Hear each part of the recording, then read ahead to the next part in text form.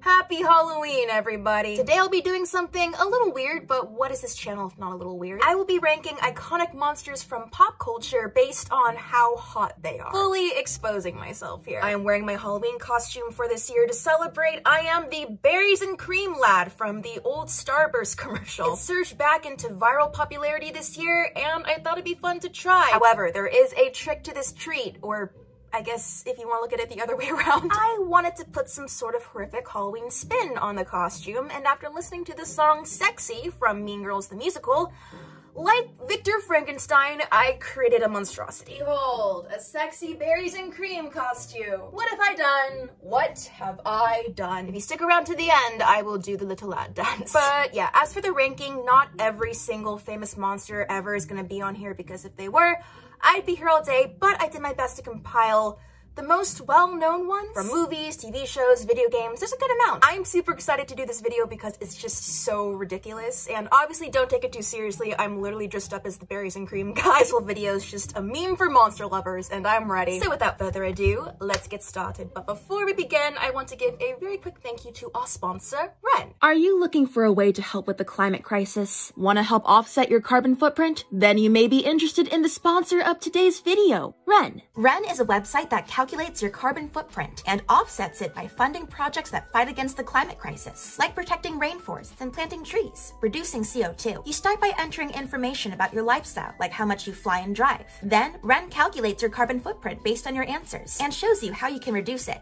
Although no one can reduce their carbon footprint to zero, you can help to offset it by effectively living carbon neutral. Once you've signed up to make a monthly contribution to offset your carbon footprint, you'll receive monthly updates for the various projects you support, like seeing the trees you've planted and what your money is going towards.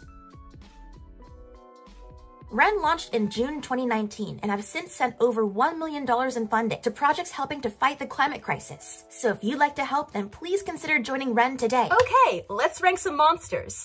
So, I'm familiar with the majority of these, although there are some I'm not terribly familiar with, so we're just gonna go off of vibes, how they look, if I'm really connecting with them, you know? We've got 5 categories, the first being, yeah, I'd smash them. The second one is, oh, hello there. The third is, I can see the appeal, I'm not super enthusiastic, but maybe. The fourth one is not interested, no thanks. And the fifth one is gross. No, we may agree and disagree on some things, but that's okay, because you know what? That's the beauty of monsters. There's a flavor for everyone. So the first easy choice for me would be zombies, no matter where they're from, Walking Dead, Train to Busan, 28 Days Later. I am not a fan of zombies. It's not so much the stench of rotting flesh that turns me off, it's more of the idea of something taking over your body and essentially killing you, but then your body is left to wander around and inflict the same fate upon others. It just squicks me out. Also not a fan of the werewolf transformation from An American Werewolf in London. It's just, there's sexier ones out there. I'm gonna put you in gross as well. But oh ho, what do we have here? Dracula, the original blood daddy himself? Oh yes. Is that even a question? Goodness. And the Brides of Dracula 2? As well as Dr. Jekyll and Mr. Hyde. We love duality and multi-dimensional people. It's a fun gimmick. Snazzy. As for the thing, it's kind of hard because I just see that picture and it's not very appealing to me, but I can see the potential because the thing can shapeshift into anything. If you wanted to go out with, I don't know, Tom Holland, Liam Hemsworth, and Harry Styles all in one night, then there you go. You have a way to do it. Would it try to kill you at some point? Probably, but hey, you got 3 good dates out of it. I will put you in, I can see the appeal. Bruce, I love you, but you're a shark and you're not Prince Sidon, so gross. Frankenstein's bride. Oh, you're gorgeous. You're instantly going, yeah, it's smashed. As well as you're almost heavy. I mean, do you see how tall he is? In the book by Mary Shelley, he's described as beautiful and otherworldly, so it's a win to me. The red-faced demon from Insidious, I mean, if you squint, you kind of look like Darth Maul, and Darth Maul's hot. Yeah, I'd go for it. The Blob, I guess I could see why some people would go for it, and I think we've all read that Albedo slime fic by now, but I just can't do it. It looks like just a hunk of bubblegum to me. Sorry. Hillman, no, I am way too traumatized from that scene in Pan's Labyrinth to even consider. No, but you beautiful fish man, hell yeah. The Rancor from Return of the Jedi. I don't know, I'm not terribly repulsed by it, but I don't really think I could do it either. So I'm sorry, Rancor, I'm just not interested. I can appreciate how big and strong you are and those teeth, oh, those teeth, but I think we're just meant to see other people. The Blair Witch, we don't actually see them in the original film, and they're more of this antagonistic force that tortures our protagonists, and I can respect that. I mean, whoa, that's powerful. But, I mean, I would at least like to know what they look like so I know I'm not getting catfished, so I'm not interested, I'm sorry. I'm sure you'll find some more hikers to traumatize. Chucky is a hard pass. I am not Tiff. Oh, Imhotep the Mummy. Whether it's the 1932 rendition or the 1999 one, they're both delicious. Yeah, no hesitation, I'd smash. The Kraken from Clash of Titans. There's the old one, and then there's the CGI one. I'm always a fan of practical effects, even though this one looks very funky. I really don't have much of an opinion on this one, so I guess I'll put you in not interested. The last Kraken, you're just not that interesting to me. The nurses from Silent Hill. Yeah, I have eyes, as well as Pyramid Head. Oh, Pyramid Head. Cthulhu, an eldritch horror after my own heart. He does have a lot of children, and by children, I mean cult followers, but how could you say no to that face? Speaking of werewolves though, the OG Wolfman, feral, I love it. Dalek, I really don't know what I could do with the Dalek. I mean, I've seen the inside, and the casing is just kind of funky looking. I guess, what the plunger do? I really don't want to go down that path. Pinhead, like the Berries and Cream lad, has soared in popularity recently. I could definitely see how people could like him. I'm not a big fan of the needles, though. He does have this very menacing presence about him, though, and I do dig the goth look, so I will put you in. I can see the appeal. Audrey, too, from Little Shop of Horrors. I like plants, don't get me wrong, but I don't think I like plants that much. There's a whole lot of drama with Audrey 2, with Seymour and original Audrey, and I don't want to be a part of that mess. Better luck next time, Audrey 2. Please don't eat me. Gillman, the creature from the Black Lagoon. While I do not like you as much as the sexy fish man from The Shape of Water, you're not bad. I will put you up here next to the Wolfman. The creature from It Follows is also interesting in that it can take the form of basically anyone. But to see it, you have to do the horizontal tango with someone who can already see it. Maybe it's shy, I won't judge. But at the same time, having the only people who can see you be people who have had sex with people who can already see you, that feels a little perverted, man, like a little peeping Tom. I'm not a fan. I'm gonna put you in not interested. Cons outweigh the pros. Count Orlok, my main man, the vampire before Dracula, I have so much respect for you. You're charming in a very gremlin-like way. I'm gonna put you up here. But you, I appreciate the new take on vampires with the whole bloodsucker worm mouthpiece, but I'm not a fan of parasites. Sorry, man. Your mouth just reminds me too much of monsters inside me, and I prefer the monsters to say outside of me. Or, wait a second.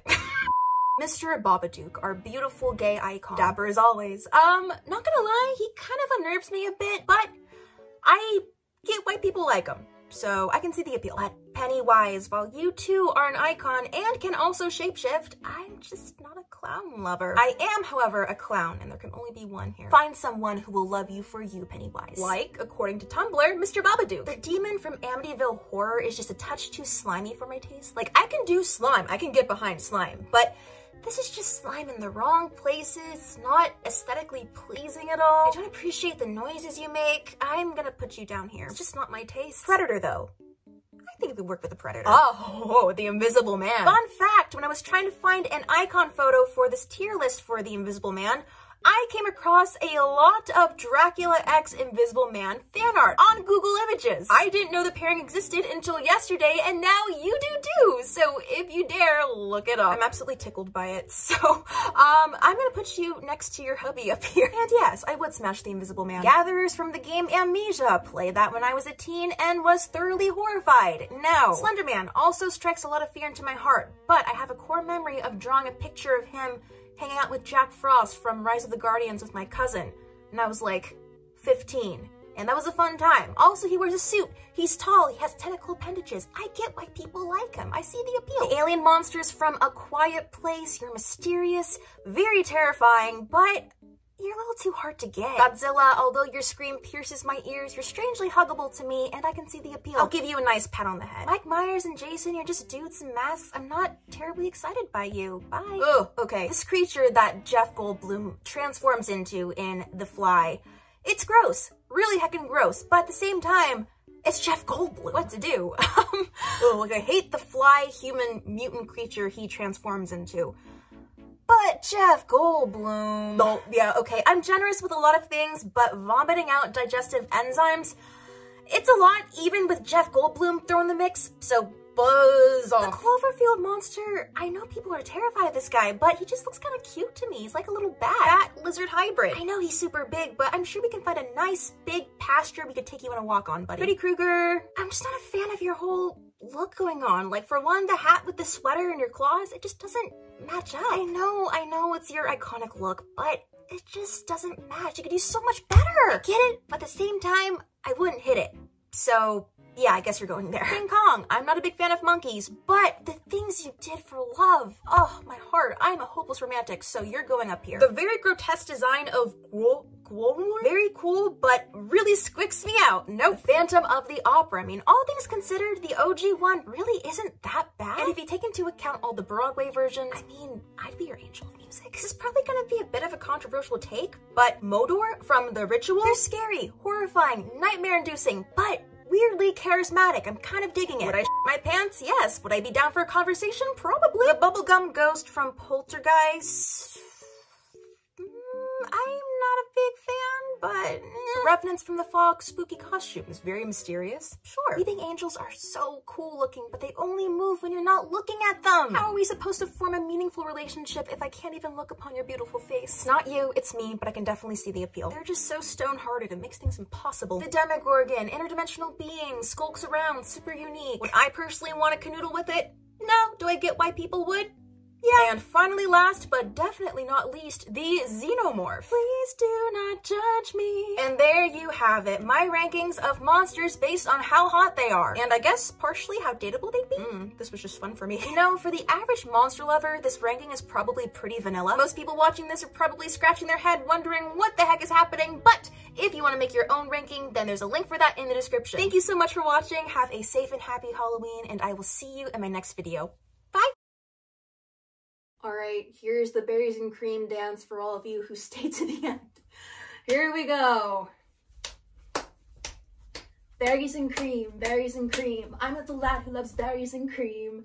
Up the octave, go for it. Berries and cream, berries and cream. I'm a little lad who loves berries and cream. Oh, this is my job on YouTube. 안녕.